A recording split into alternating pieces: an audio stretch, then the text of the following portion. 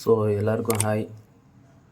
So ரொம்ப நாள் கழிச்சு வீடியோ வந்து போடுற மாதிரி ஆகிப்போச்சு. ஏன்னா வந்து காரணம் என்னென்னா டைம் இல்லை, அது மட்டும் இல்லாமல் நம்ம எடுக்கிறதுனால அடுத்தவங்களுக்கு டிஸ்டர்ப் ஆகுது.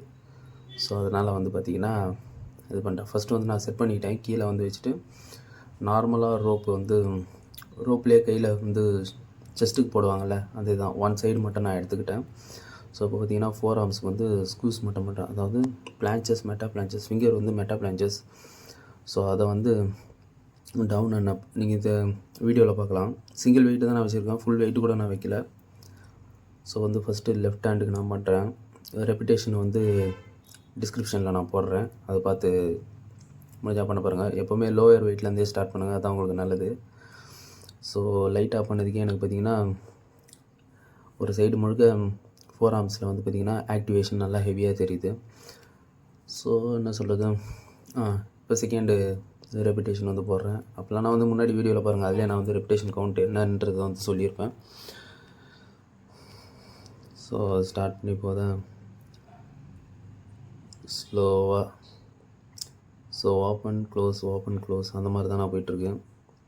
சென்ட்ரல் நான் பிடிக்கல, ஃபோர் ஆர்ம்ஸை மட்டும் தான் பிடிச்சி செய்கிறேன்.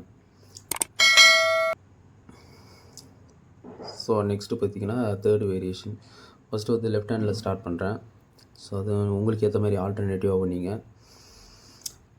அடுத்தது என்ன, அதேமாதிரி ஃபஸ்ட்டு இதில் வச்சுட்டு ரைட் ஹேண்டில் வந்து ஸ்டார்ட் பண்ண வேண்டியது தான்.